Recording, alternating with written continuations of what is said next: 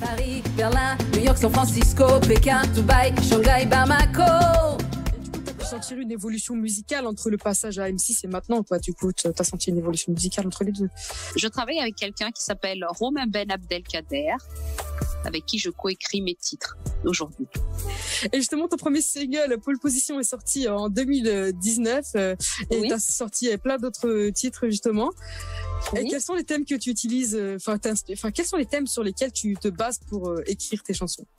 Il n'y a pas de thème précis pour écrire les textes, mais c'est vraiment le feeling le jour de quand on entre au studio. Il faut savoir que nous, notre façon de travailler, c'est que quand on entre au studio, on n'a pas de thème précis. On arrive et après on se parle, on boit le petit café et voilà. Et c'est là qu'on se dit tiens, on va parler de ça. Par exemple, le pole position, c'était c'est le mindset que je voulais montrer parce qu'en fait, je suis une maman, à l'époque, j'avais 35 ans et dans le monde de la musique, c'est improbable, d'accord? Donc en fait, ce titre-là, c'est vraiment pour dire non, je suis là, même à mon âge, voilà, et je vais me battre quoi pour rentrer dans le monde de la musique. Et qu'il faut arrêter de mettre tout le monde dans des sacs, dans des cases. Ouais, c'est vrai. Hein. Et je suis d'accord avec toi parce que la musique, en vrai, elle a pas d'âge, il y a pas de frontières. Ah oui, non, non. Ce sont les gens qui mettent des frontières et du coup, on se fait des limites nous-mêmes, en fait, en écoutant tout ça. Et justement, Pole Position, c'était pour ça qu'on l'avait écrit. Et après, sinon, on fait des chansons d'amour.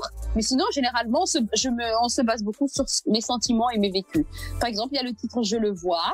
Quand j'étais plus jeune, j'étais amoureuse de Patrick Bruel. Et ce titre-là, il vient de ça, en fait, Je le vois. Comme quoi, une personne lambda qui vit l'amour par procuration et...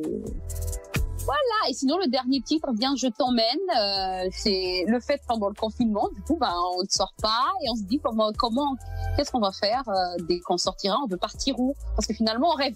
Pendant le confinement, on s'est rendu compte que on était entre guillemets prisonniers. On connaissait la valeur de la liberté durant le confinement. Là, on a compris ça et voilà, voyager, c'est trop bien de voyager. Du coup, je pense qu'on voyage dans la tête grâce à ce titre-là. Viens, je t'emmène.